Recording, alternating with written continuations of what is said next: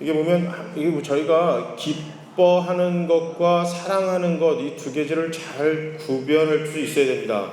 근데 대부분의 경우 기뻐하는 것과 사랑하는 것을 잘 구별하지 못해서 실수를 많이 합니다. 사랑하는 것과 기쁜 것이 어떻게 다르냐면요, 사랑은 존재에 대한 표현입니다. 그러니까 그 사람이 존재하는 것에 대한 반응, 이게 사랑이고요. 기쁨은 행위에 대한 반응입니다.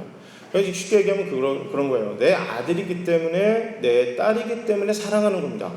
맞죠? 기쁨은 뭐냐면요, 내 아들과 내 딸이 나에게 용돈을 주거나, 아니면 엄마 수고했어요 라고 설거지를 도와드리거나, 아니면 이게 뭐 신발을 구두를 닦아 놓든지, 공부를 잘해서 점수를 잘 받는다든지, 이것은 어떤 행위에 대한 반응입니다. 이것은 기쁨입니다. 자, 우리는 이제 이거에 대해서 잘 구분을 해야 되는데, 때로는 이것을 착각할 때가 있어요. 기쁨과 사랑을 구분을 못해서 혼란이 올 때가 굉장히 있습니다. 자, 하나님은 우리를 사랑하십니다. 그죠? 그러나 그것과 우리를 기뻐하시는 것과 이건 다릅니다. 때로는 우리가 착각할 때가 있는 게 뭐냐면, 하나님이 우리를 사랑하시는 것과 우리를 기뻐하는 것을 혼동해서 오는 실수를 참 많이 합니다. 하나님의 자녀답게 잘 살 때 하나님이 기뻐하세요.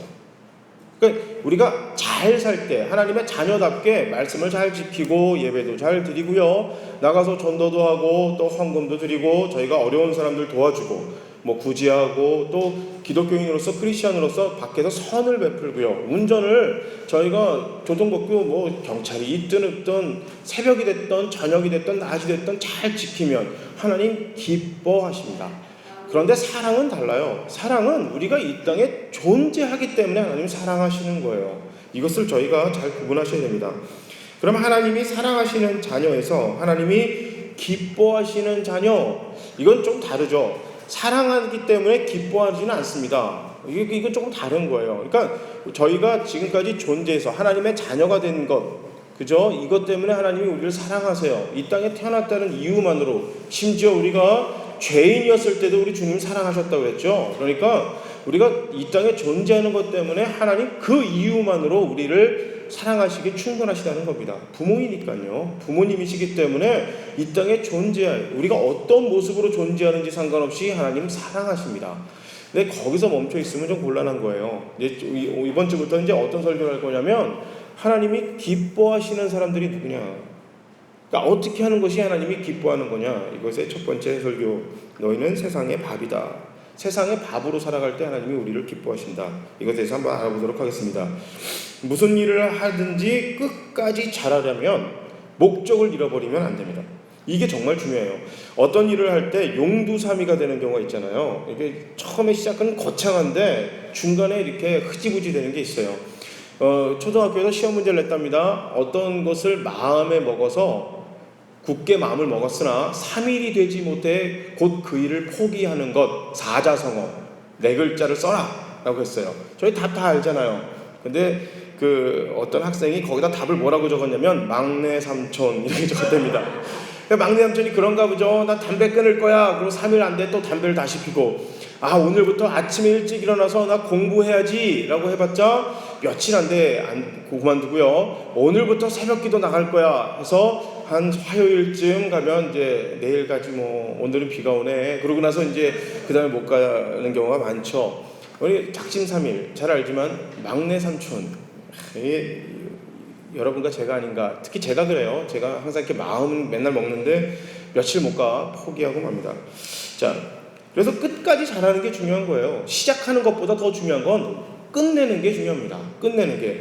근데 어떻게 하면 잘 끝낼 수 있느냐? 끝까지 갈 수 있는 건가? 이건 목적을 잃어버리지 않는 것이 상당히 중요합니다. 목적을 향하여 부단히 노력해야만 합니다. 인생을 장거리 자동차 여행이라, 장거리 여행이라 보면 목적을 정하고 그것까지 운전하면서 가는 거예요. 그러니까 내가 거기를 왜 가는지 잊어버리지 않는 게 굉장히 중요합니다. 이번 추석 연휴 어떻게 잘 보내셨습니까? 예를 들어서 이번 연휴 기간이 길었잖아요. 그래서 가족끼리 간만에 함께 모여서 즐거운 시간을 보내자. 예를 들어서 우리 가족끼리 함께 모여서 즐거운 시간을 보내자, 이런 목적을 정하고 여행을 떠났습니다.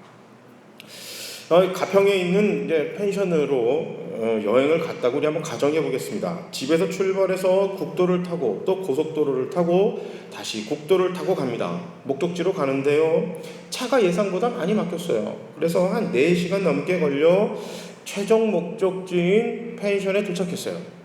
여러분, 아무리 이게 가평까지만 1시간 반 정도면 갈 수 있는, 여기서 방화동에서 그 정도면 갈 수 있는데 차가 많이 막혀서 4시간 걸렸네요. 교통방송이나 내비게이션의 예상보다 시간이 더 걸렸습니다.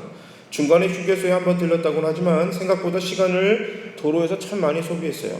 도착해서 보니 생각보다 또 광고보다 펜션이 좋지 않습니다.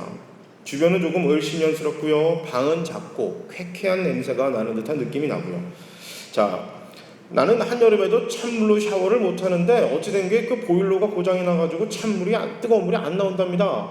아이고, 나야 그렇다 치고 그 애들은 어떻게 씻기나, 이것 때문에 슬슬 짜증이 납니다. 여기서 우리는 여행의 목적에 대해서 다시 한번 살펴봐야 돼요. 여러분, 물론 펜션이 좋지 못하면 또 길 가는 길이 많이 막히면 짜증이 나고 화가 나죠. 근데 지금 우리가 가는 이 여행의 목적이 뭐냐는 거예요. 펜션에 가는 거예요? 아니면 가족끼리 모여서 그냥 즐거운 시간을 보내는가? 여러분, 이게 정말 중요한 거거든요. 그러면 펜션을 가는 길이 4시간이 걸리든 1시간 반이 걸리든 10시간이 걸리든요, 그 가는 과정 속에서 가족끼리 함께 있고 그 안에서 재밌는 시간을 보낼 수 있는 겁니다. 여러분, 긴 여행을 지루하지 않게 재밌게 보낼 수 있는 가장 좋은 방법이 뭐게요? 좋은 사람과 함께 하는 겁니다. 이 좋은 사람하고 함께 하면요, 열몇 시간 되는 그 비행기, 제가 미국에 있을 때, 뉴저지에 살 때, 이 동부에서 한국까지 오는 비행기가 한 15시간 이렇게 옵니다. 논스톱이. 그냥 쉬지 않고 14시간, 15시간 날라오는데, 그 굉장히 지루하거든요. 자다가 일어나도 하늘이고, 자다가 일어나도 하늘이고, 그 긴 여행을 짧게 재밌게 보낼 수 있는 건요, 재밌고 좋은 사람이랑 가면요, 그 15시간 여행 별거 아닙니다. 그런데 1시간만 가는 여행도요, 이거 불편한 사람하고 가면요 100시간 가는 것처럼 아주 힘듭니다. 그죠? 여러분, 그 좋은 여행이 재밌고 좋게 보내려면 이 좋은 시간을 사람하고, 정말 그 좋은 사람하고 행복하게 보낸다, 이게 정말 중요한데, 우리가 여행할 때 자주 까먹는 게 뭐냐면 펜션을 가서 무엇을 한다, 이거에 목적이 있는 거예요. 그러니까 내가 계획을 짰습니다. 펜션까지는 막혀야 2시간 걸릴 거야. 가서 고기도 굽고 바베큐를 굽겠지. 거기 텔레비전에는, 그 인터넷 광고에는 이런 광고가 나왔어. 뜨거운 물도 나올 거고, 거기에 수영장, 보면 앞에 강가가 있대. 거기서 애들이랑 물놀이 하면 참 좋을 것이다. 이런 계획을 짜나요. 근데 그 계획이 어그러지면 화가 납니다. 그래서 여행하는 내내 짜증내고요, 그 애가 칭얼대면 화내고요, 그 다음에 그 주인집 아저씨랑 싸우느라고 모든 여행을 망치는 경우가 있습니다. 가정이지만, 우리가 그런 여행이라고 우리가 그냥 생각해서 예상하는 거지만, 여러분, 우리가 그 목적을 잃어버렸을 때 참 이게 끔찍하죠. 목적을 잃어버리면 참 끔찍합니다. 이 여행의 목적이 뭐냐? 펜션을 가는 게 아니잖아요. 펜션에서 뜨거운 물로 샤워하는 게 아닙니다. 2시간 만에 그 펜션에 도착하는 게 목적이 아니에요. 가서 바베큐를 꺼먹고 아주 그냥 쾌적한 환경에서 여행을 보내는 게, 그게 펜션을 가는 정확한 목적이 아니었습니다. 이 여행을 가는 목적은 가족끼리 그냥 오손도손 좋은 시간 보냄, 이것이 이 여행의 목적인 것입니다. 목적을 잃어버리면 우리가 가는 그 여행, 도대체 왜 가는지, 이 목적성을 잃어버리면 중간중간에 삶 때문에 중간에 가다가 포기할 때도 있고 전혀 엉뚱한 행동을 하고 엉뚱한 곳으로 가기도 합니다. 하나님을 더 알아가고 주님을 세상에 전하는 것이 우리가 이 땅에서 살아가는 여행의 목적입니다. 이 목적을 잃어버리거나 잘못 잡으면요, 무엇만 남냐면 여행의 목적에 내가 한 노력만 남아요. 그래서 서로 싸우게 됩니다. 아버지는요, 야, 내가 여기 가려고 4시간 넘게 운전했는데 너 나한테 왜 그래? 왜 나한테 자꾸 짜증나게 해? 운전하는 게 힘든데. 야, 이 여행을 가려고 내가 인터넷에 얼마큼 설치하고 찾고 전화하고 예약하고 했는데 그거 왜 그러냐? 야, 이거 집에서부터 고기를 이렇게 재웠는데. 뭐 휴게소를 내가 아빠 나가 화장실을 가려고 그랬는데 아빠가 짜증이 나서 내가 그 휴게소를 가는 걸 참았는데 왜 나한테 이래요? 이렇게 서로 목적을 잃어버리면 내가 한 행동에 대해서만 자랑하고 강조하게 됩니다. 그러니까 행위만 남는 거예요. 내가 이 땅에 살아가는 기독교인들이 이 땅에 살아가는 삶의 목적을 잃어버리면 세상을 향해서 하나님을 향해서 무슨 얘기만 하냐면 내가 무엇을 했는지만 얘기를 해요. 난 하루에 기도를 얼마씩 하고 나는 헌금을 얼마나 했고요. 나는 평생을 목회를 하기 위해서 목사로 어떻게 살아왔고요. 내가 이 하나님의 복음을 전하기 위해서 내가 무엇을 했고요. 어떻게 살아왔고요. 이것만 얘기하게 됩니다. 목적을 잃어버렸어요. 내가 이걸 왜 하는지를 까먹으니까 왜 해야 되는지를 잊어버렸어요. 그러니까 뭐만 기억해요? 내가 한 것만 기억하는 거예요. 내가 한 것만. 끔찍하죠. 여러분 한번 하나님 입장에서 한번 생각해 보세요. 브루스 얼마이티라는 그런 영화가 있어요. 그 짐 캐리가 나오는 영화인데 참 재밌어요. 한번 집에 가서 한번 아주 그냥 가볍게 볼 수 있는 영화인데 참 생각하게 해주는 영화입니다. 한번 보세요. 그 브루스 얼마이티 그 짐 캐리가 하나님이 되는 거예요. 하나님이 됐어요. 하나님이 야 휴가 좀 가자. 네가 나 대신 하나님 좀 해 하고 갔네요. 그러니까 하나님이 이게 보통 힘든 게 아니에요. 왜? 각자 사람들은 내가 원하는 것만 얘기하잖아요. 여러분 한번 하나님 입장에서 자녀들이 내가 한 것만 이야기하고 내가 하고 싶은 것만 이야기한다 생각해 보세요. 하나님이 얼마나 복잡할까요? 교회가 우리가 무엇을 해야 하고 무엇을 해야만 하고 어디로 가야만 하고 무엇을 위해 존재하는지에 대해서 이야기를 하고 그것을 생각하고 행동하는 게 아니라 우리가 지금까지 무엇을 했고 내가 무엇을 좋아하는지만 교회들이 이야기한다면 이 대한민국에 있는 많은 교회들이 얘기하는 게 시끄럽기만 할 겁니다. 목적성을 잃어버렸기 때문에 그렇습니다. 목적을 잃어버리고 열심히 살아가는 사람이 있어요. 여러분 목적을 잃어버리고도요 열심히 살아가는 사람이 있습니다. 또 반대로요 목적은 선명한데 노력을 안 하는 사람도 있어요. 이게 둘 다 문제거든요. 목적을 잃어버리고 열심히 살아가는 사람이나 목적은 확실한데 열심히 살아가지 않는 사람이나 둘 다 문제가 있는 것입니다. 근데 뭐가 더 위험하냐면 잘못된 목적을 가지고 전보다 더 열심히 노력하는 것. 이게 정말 골치 아픈 겁니다. 여러분 목적을 잃어버리고 열심히 살아가는 사람은 그 사람도 참 골치 아프고요. 목적은 확실한데 열심히 안 살아가는 사람도 참 피곤해요. 그런데 정말 위험한 사람은 누구냐면 잘못된 목적을 가지고 아주 열심히 살아가는 사람. 이건 자기도 죽고 다른 사람도 죽이는 거예요. 아주 피곤한 거거든요. 이것이 가장 위험한 일입니다.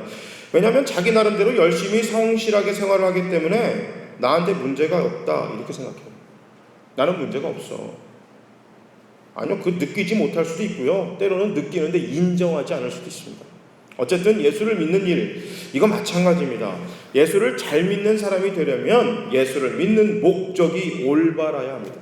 그리고 포기하지 않는 노력이 있어야 합니다. 오늘 본문의 이스라엘은 목적을 잃어버린 채 노력만 하고 있습니다. 그래서 잘못을 느끼지도 인정하지도 못하는 상태로 자신들의 노력만 자랑하는 상태입니다. 오늘 본문의 예수님 시대의 이스라엘은 바로 이 상태예요. 그러니까 목적을 잃어버린 사람이 있고 또 목적을 잘못 잡고 노력만 강조하고 있어요. 자, 오늘 본문 한번 살펴볼게요. 25절입니다. 어떤 율법 교사가 일어나서 예수를 시험하여 말합니다. 선생님, 내가 무엇을 해야 영생을 얻겠습니까? 이 질문을 마태복음 22장 36절, 마가복음 12장 28절에 보면 이렇게 이야기합니다. 율법 전체 중에 가장 중요한 율법은 무엇입니까? 이거 좀 다르죠? 질문이? 율법 전체 중에서 가장 중요한 율법은 뭡니까? 이게 좀 달라요. 같은 사건에 대한 내용인데 다르게 적혀 있습니다. 이것은 성경이 틀린 것이 아니라 유대인들의 잘못된 구원관을 알면 쉽게 이해할 수 있습니다. 여러분, 유대인들은 율법대로 사는 것이 구원받음을 증명한다, 이런 잘못된 구원관으로 살았어요.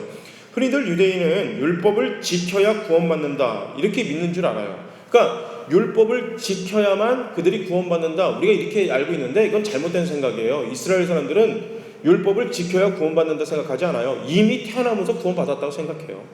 이 사람들은 아브라함 후손으로 태어났기 때문에 구원은 보장받은 거예요. 하나님을 믿고 안 믿고 중요하지 않아요. 내가 아브라함 후손이기 때문에 난 구원받은 거예요. 아브라함 후손이기 때문에.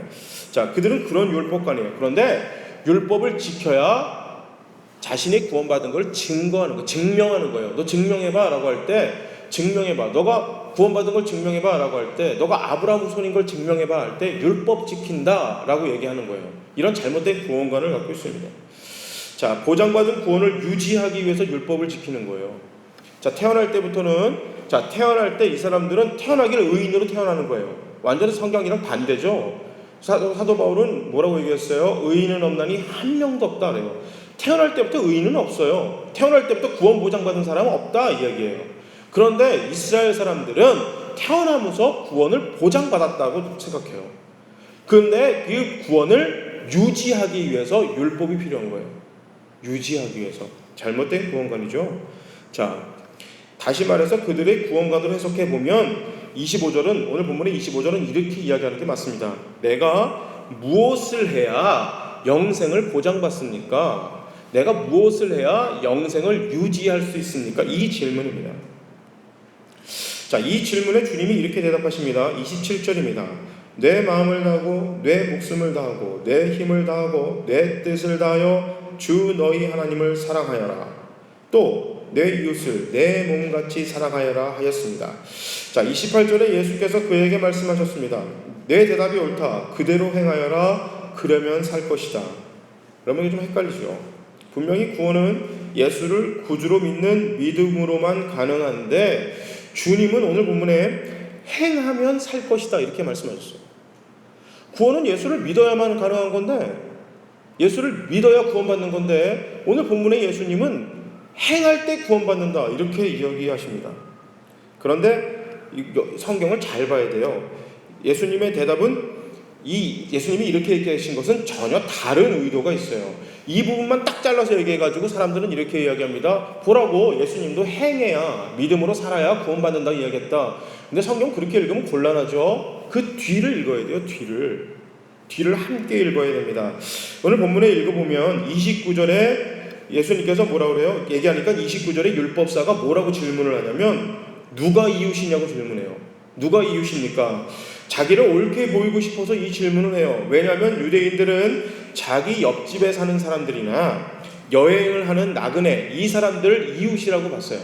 그러니까 이웃이 뭐냐면 내 옆집 사람 또는 여행하는 사람.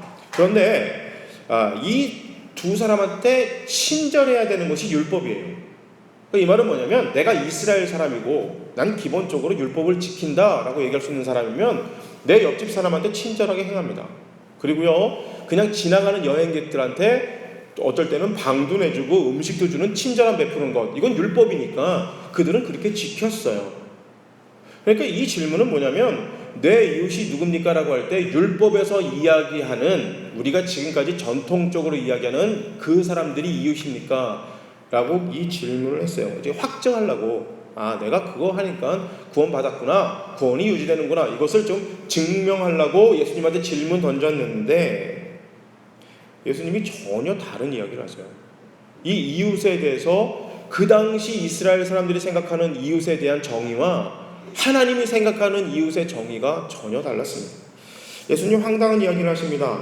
이웃이 옆집 사람이나 여행객들이 아니라 사마리아인이랍니다. 이거 정말 난감해지는 겁니다. 이거는요, 우리한테는 전혀 문제가 안 돼요. 대한민국 사람들한테는요, 사마리아 사람이 됐든 내 옆집 사람이 됐든 여행객이 됐든 이건 전혀 문제가 안 되는 이야기입니다. 그런데 이스라엘 사람들, 유대인들에게서는 이거 아주 난감한 이야기입니다. 아주 난감합니다. 자, 사마리아인이 누구냐? 잘 아시겠지만 다시 한번 설명드릴게요. 사마리아인이란 고대 이스라엘 남북 왕조 시대에 아시리아에 의해 멸망당한 북이스라엘 사람들입니다. 자, 사마리아는 당시 북이스라엘 왕국의 수도였습니다. 근데 아시리아가 침략으로 멸망당했어요. 자, 사회 지도층은 아수르의 포로로 끌려갔습니다. 그러나 이 아수르에는 많은 이주민이 밀려 들어왔어요. 자, 시간이 지남에 따라 이 사마리아라는 지역에 이렇게 된 거예요. 그 귀족들은 포로로 끌려가고 그 지역에 아수르 사람들이 밀려 들어왔어요. 그 지역으로. 근데 이 아수르는 어떤 정책을 갖고 있냐면 혼혈 정책을 갖고 있어요. 그러니까 뭐냐면 나라가 크잖아요. 나라가 크니까 이 나라를 한 나라, 한 국가로 우리가 만들어야 되는데 그 사람들이 생각할 때 이 사람들을 한 국가로 만드는 가장 좋은 방법은 다 아수르 사람 만들면 된다라는 거예요. 그래서 그 지역 사람들을 피를 섞는 거예요. 그러니까 가서 아수르 남자들이 그 지역에 가서 그 지역 여자들과 결혼해서 자녀를 낳게 하면 그 사람들은 아수르 사람 될 거 아니야.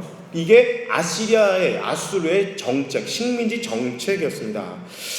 자, 이들과 결혼하기 시간이 지남에 따라 이 사람들은 어쩔 수 없죠. 힘이 없고 이미 나라가 멸망했잖아요. 자기를 보호해줄 아무도 없습니다. 군대도 없고 왕도 없고 귀족도 없고 어느 종교인도 없습니다.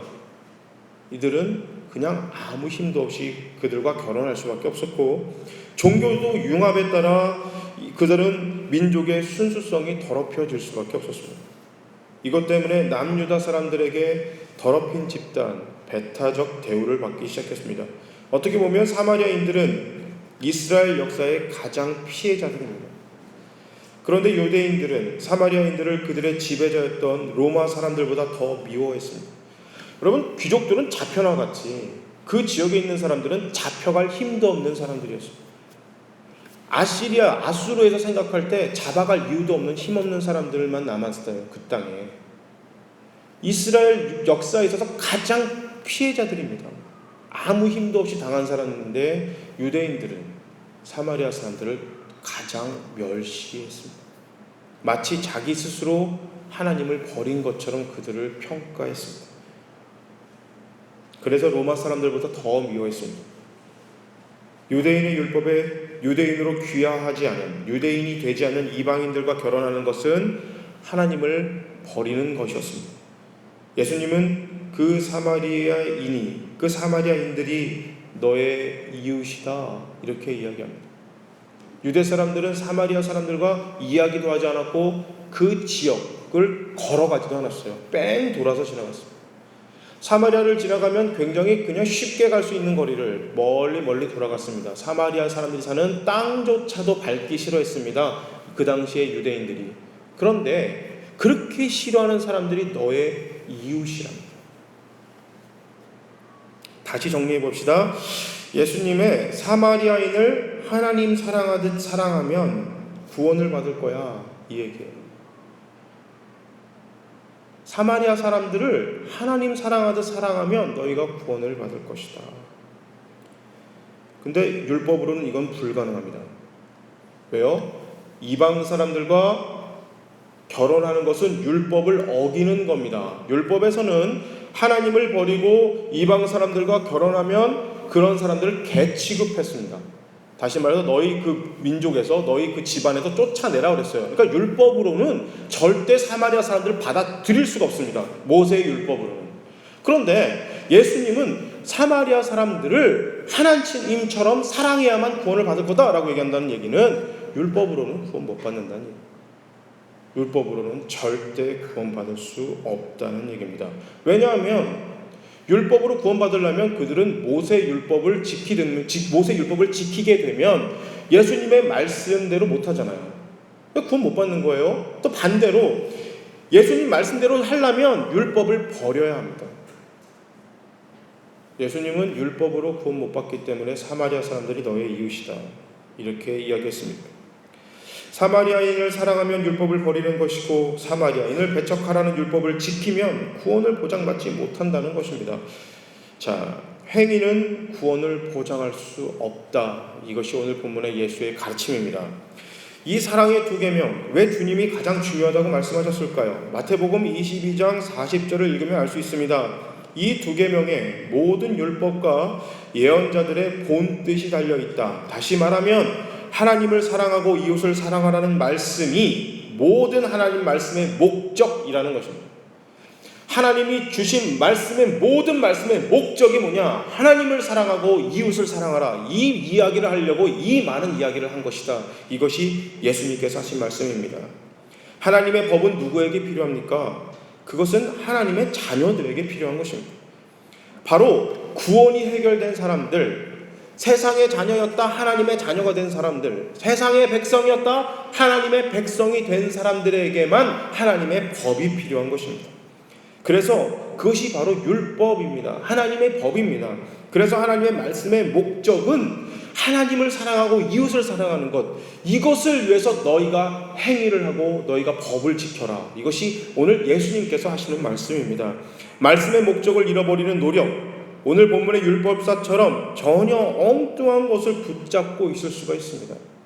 내가 교회를 왜 다니고 있는지, 내가 기도를 왜 하고 있는지, 내가 지금 예배를 왜 참석하고 있는지, 내가 아까 사도신경은 왜 외우고 있는지, 주기도문은 왜 하고 있는지, 헌금은 왜 드리는지, 내가 성경 공부는 왜 하고 있는지, 이거에 대한 목적을 잃어버리고 그냥 노력만 하고 있는 것입니다. 마치 예수님 시대의 유대인들처럼 말입니다. 왜 하는지를 모르는 거예요. 내가 도대체 이 말씀을 왜 듣고 있는지 모르는 거예요. 내가 지금 목사인데 목사 이 직분을 왜 하고 있는지를 모르는 겁니다. 교회에서 맡은 직분을 왜 하는지 모르는 겁니다. 하나님을 사랑하고 너의 이웃을 사랑하라. 이 목적을 위해서 하나님은 우리에게 율법을 주셨고 말씀을 주셨고 예배를 주셨고 우리에게 가르침을 주신 것입니다. 창세기 12장에 보면 하나님이 아브라함을 부르시면서 이렇게 말씀하십니다. 너가 세상의 복이다. 너를 통해 세상이 복을 받을 것이다. 하나님이 이스라엘을 하나님 자녀 삼으신 이유가 선명하게 나타납니다. 바로 세상의 복이 되라는 것입니다. 세상이 복이 되기 위해서 너를 자녀 삼았다. 내가 너를 선택했다. 이스라엘을 선택한 이유는 세상의 복이 되기 위해서입니다. 자, 복이 뭐죠? 복. 자신에게 가장 가치 있는 것이 복입니다. 그죠? 어떤 사람들은 돈이 가장 가치 있다면 돈이 복이에요. 어떤 사람들은요, 명예가 나에게서 가장 가치 있는 거면 명예가 나의 복입니다. 자녀가 나에게 가장 가치 있는 것이라면 자녀가 나에게 복입니다. 그죠? 여기까지가 세상이 말하는 복입니다. 이것이 바로 세상이 말하는 복입니다. 자, 나에게 가장 중요한 것, 이것이 세상에서 말하는 복입니다.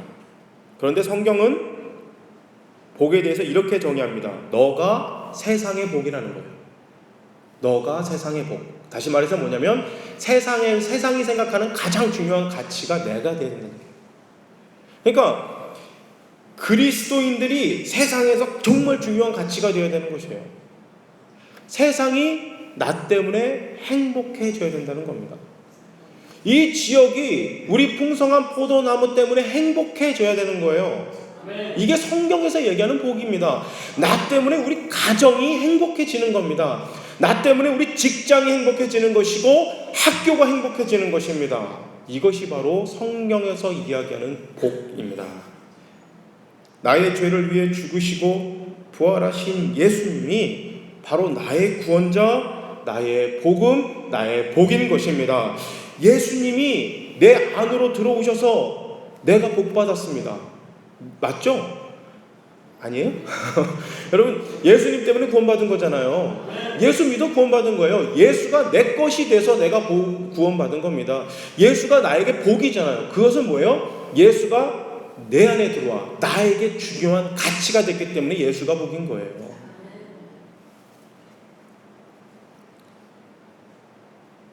이것이 바로 축복이라고 성경에서는 이야기합니다. 나를 통해 세상도 이 축복의 덕을 볼 때 하나님의 축복은 완성이 됩니다. 여러분, 이게 복이 내 안에 들어와서 하나님은 내 것만 되기를 원하지 않으세요.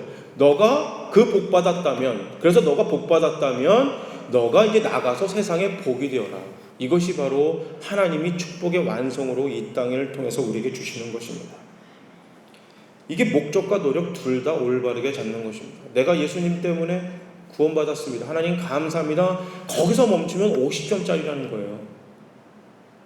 그렇다면 나를 통해서 다른 누군가가 하나님을 만나는 축복을 누리는 것, 그때 봐야 바로서 축복의 100점짜리 완성이 되는 것입니다. 우리가 축복의 목적을 잃어버리지 않는 것이고 노력도 잃어버리지 않는 것입니다. 이것이 바로 하나님이 우리를 허락하신 복의 이유입니다.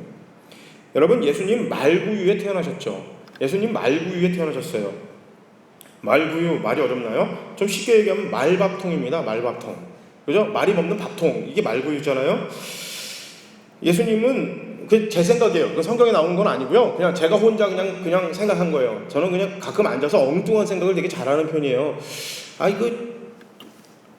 이 예수님 부모도 참 되게 엽기적이다. 이게 좀 황당하다 생각했어요. 아니, 그러니까 그 외양간에 들어갔다고, 아니, 그래, 예수님, 자기 태어난 아들을 눕힐 데가 없어서 그 말밥통에다 그 애를 집어넣나? 이런 생각했을 때, 아주 황당하다, 이런 생각을 했어요.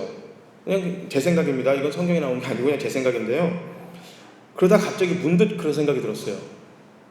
야, 이게 기가 막히구나. 이게 기가 막힌 이유가 있는 거구나. 예수님이 태어나실 때부터 왜 이 땅에 오셨는지 말밥통에 예수님이 계신 게 이게 선명하게 이야기하고 있는 거구나. 제가 그냥 혼자 깨달았습니다. 예수님은 세상에 생명의 밥으로 이 땅에 오셨습니다. 그죠? 예수님께서 우리 성찬식 할 때 뭐죠? 이 떡을 먹어라. 내 살이다. 피를 마셔라. 포도주를 먹어라. 이게 내 피다. 먹고 마실 때 너희가 나의 자녀됨을 기억하라. 그러니까 예수님의 생명과 살과 예수님의 피를 먹고 예수님 먹어서 우리는 사는 거잖아요. 뭐 표현이 좀 잔인하지만 우리가 성경에 따지면 맞죠?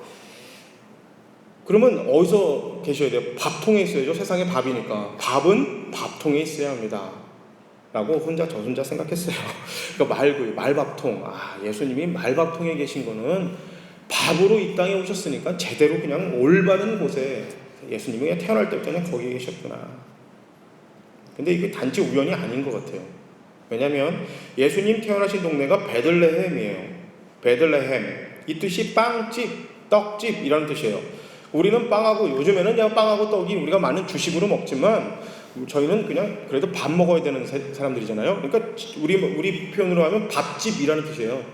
베들레헴. 뭐 되게 우아하잖아요. 베들레헴. 그러면 엄청나게 우아하지만 그냥 밥집이라는 뜻이에요. 밥집.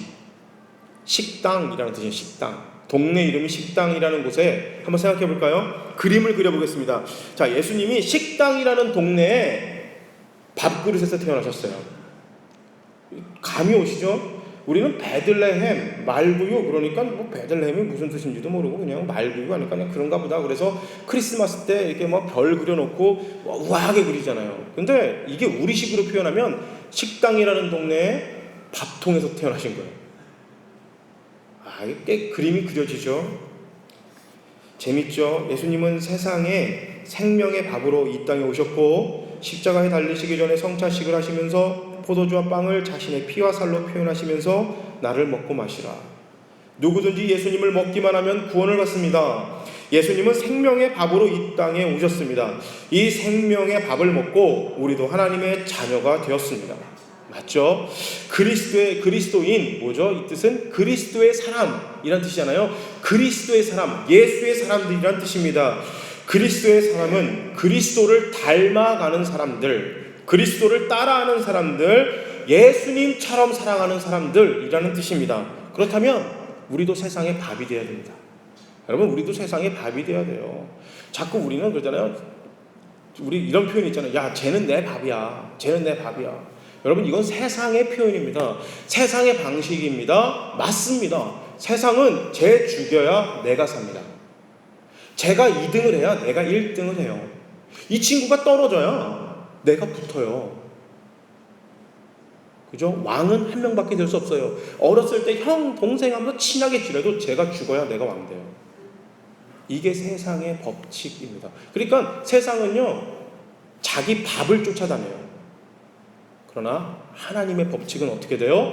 내가 세상의 답이 되는 겁니다. 높아지려면 낮아지랍니다. 살리기 위해서 죽으랍니다. 이것이 하나님의 법칙입니다. 세상은 밥을 쫓아다니지만 하나님은 너는 세상의 밥이 되기 위해 살아라. 이것이 바로 하나님이 기뻐하시는 자들의 삶입니다. 예수님처럼 우리도 세상의 밥이 되어야 합니다. 세상은 보암직도 하고 먹음직도 하고 지혜롭게 할 만큼 탐스럽기도 하고 누구나 부러워할 만한 것을 가질 때 복을 받았다 이렇게 이야기합니다. 그렇죠? 여러분, 저 사람 자녀의 복을 받았어. 이 말은 어떤 걸 뜻해요? 그 자녀가 좋은 대학에 들어가든지, 좋은 직장에 가든지, 뭐 결혼을 잘하든가. 우리 이런 얘기 많이 해요. 저 권사님, 저 장로님, 집사님 기도를 많이 하니까 그냥 자녀들이 의사가 되고 막 이렇게 됐다고. 이건 세상의 복이에요. 세상의 복입니다. 그건 예수 없어도 되는 복입니다. 아닌가요? 공부 잘하면 되는 거잖아요. 기도 많이 했다고 의사 되나요? 예수 안 믿는 사람들도 의사가 더 많던데요. 예수 안 믿는 사람들도 판사 되는 사람들 많던데요. 뉴저지 있을 때 그 의대가 참 좋았어요.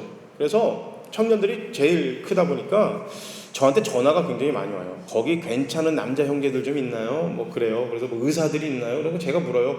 집안에 누가 편찮으세요? 이렇게 자꾸 의사를 찾으세요. 아니 왜 결혼하는 대상자를 찾는데 왜 자꾸 의사를 찾아갖고 내가 집안에 무슨 사람들이 누가 아픈가? 왜 자꾸 의사 사위를 얻으려고 그러지? 라고 생각을 하죠. 참 웃기죠. 부모가 기도를 많이 해서 자녀가 판사, 검사가 됐대요. 복 받았대요. 예수 없어도 되는 복이에요, 그거는요. 예수 없어도 되는 겁니다. 공부 잘하면 되는 것. 여러분, 이거랑 하나님이 주시는 축복이랑 여러분 똑같이 보지 마시기 바랍니다. 진짜는 뭐예요? 그가 의사든 아니든, 공장을 다니든 상관없는 거예요. 하나님 믿는 목적대로 살아가는 게 축복인 것입니다. 저분 기도 많이 하니까 자녀가 예수를 참 잘 믿는다. 이게 정말 축복 아닐까요? 의사 돼서 교회 안 다니면 축복인가요? 기도 많이 해서 의사 만들었는데 그 자녀는 교회를 안 다녀요. 그런데도 계속 교회에서는 저분 기도 많이 하고 의사 만들었다고 자랑합니다. 여러분, 이건 세상에서 그러니까 욕먹는 겁니다. 하나님 미치는 거예요, 이 얘기 들을 때마다. 그건 축복이 아니에요.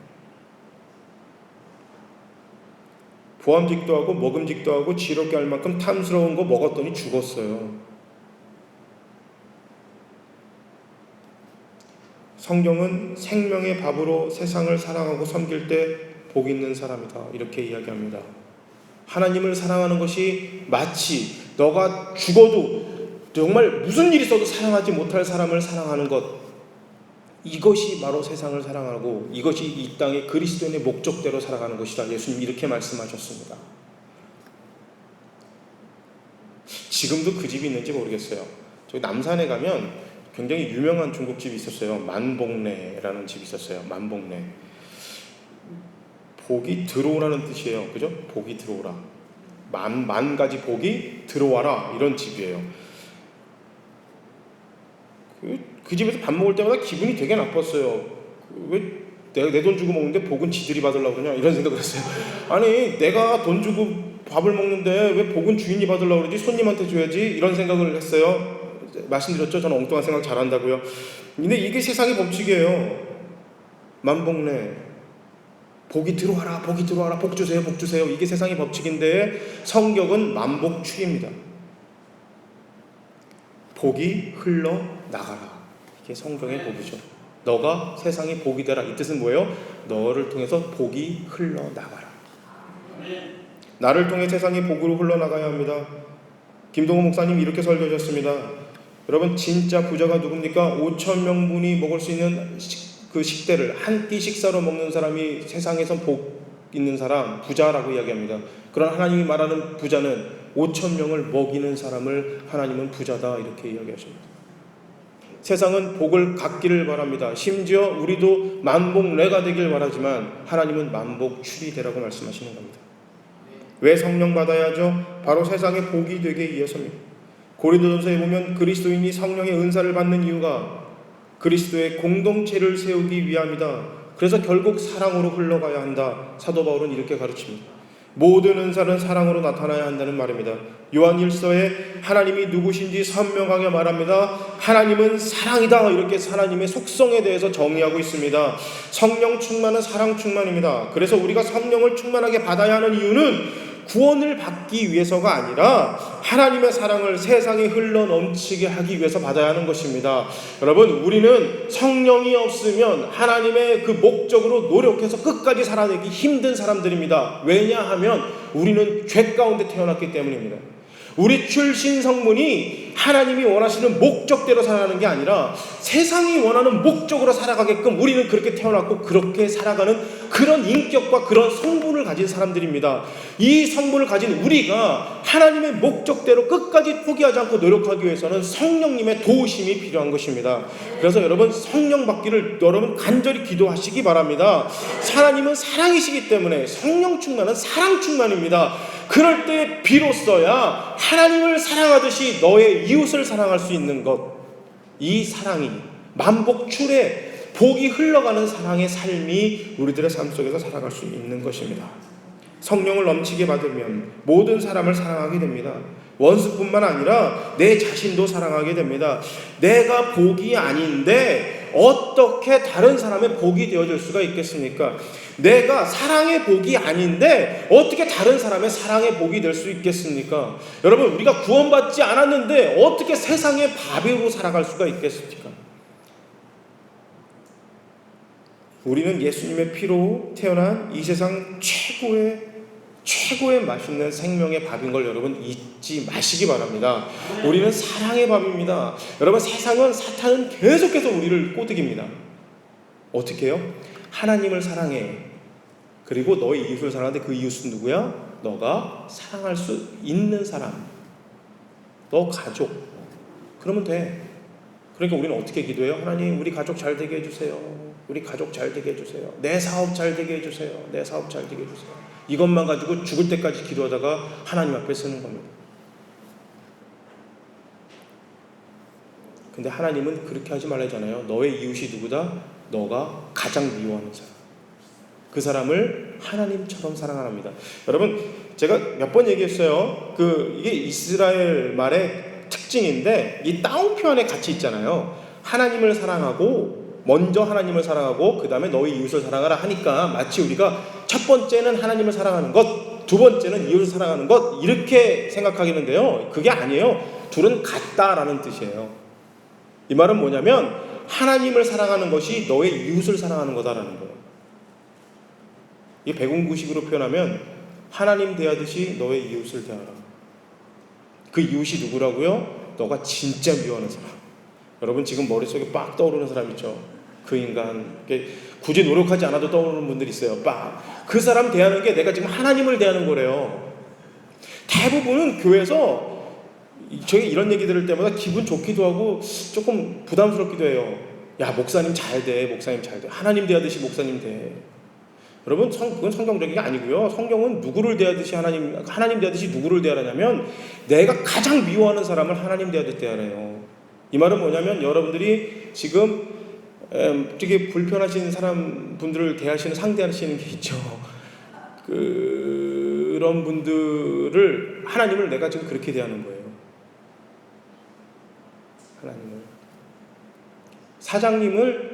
내 회사 사장님을 하나님처럼 대하라, 이 얘기 할 필요 없어요. 왜요? 알아서 하나님처럼 대해요. 웬만한 교회에서의 목사가 이상하지 않으면, 내가 예수다 이런 목사만 아니면 웬만한 교회에서는 목사를 하나님처럼 대합니다. 굳이 이렇게 얘기 안 해도. 그런데